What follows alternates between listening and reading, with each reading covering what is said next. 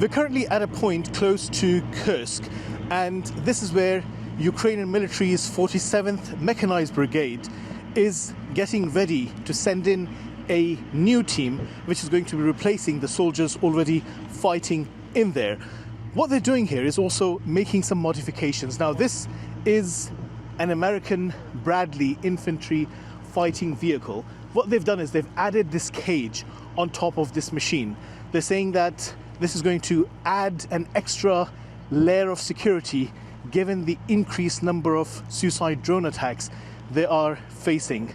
But the soldiers I've talked to here are saying that they hope that the Western partners, particularly the United States, will send in more military hardware and as soon as possible.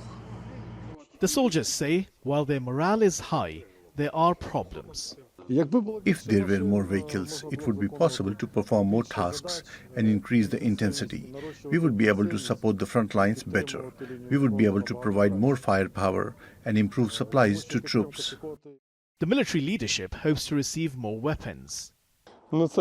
This is something that will always be needed. Missiles for HIMARS and Storm Shadow, so that we can strike behind enemy lines at command posts, assembly points and at training grounds. If we can hit distant points, I think we can win. This is what we need most at the moment, to be able to hit the enemy's rear. But as the military tries to hold ground, the latest political developments may not align well with their objectives. US Secretary of Defense Pete Hegseth says Ukraine seeking to retake its territories occupied since 2014 is an unrealistic objective. He's also hinted at the US effectively ruling out Ukraine's NATO membership. According to some surveys, nearly 50% of the Ukrainian public wants the war to end and is willing to compromise over the occupied territories. But that's not the position of the ruling elite, at least for now.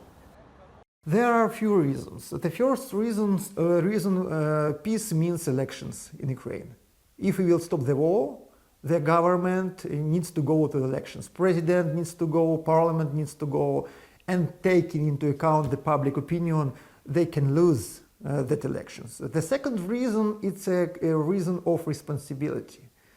If you will lose the elections in the future, there will be a huge amount of political questions and claims to the Zelenskyy and his entire team. As US President Donald Trump spoke to Russian leader Vladimir Putin, the Ukrainian leadership sought to play it down.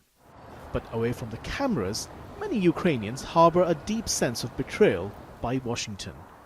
Their government is making one final, desperate push for better terms. All they can do now is cling to hope and prayer, yearning for a breakthrough. Hasan Abdullah, TRT World, Kiev.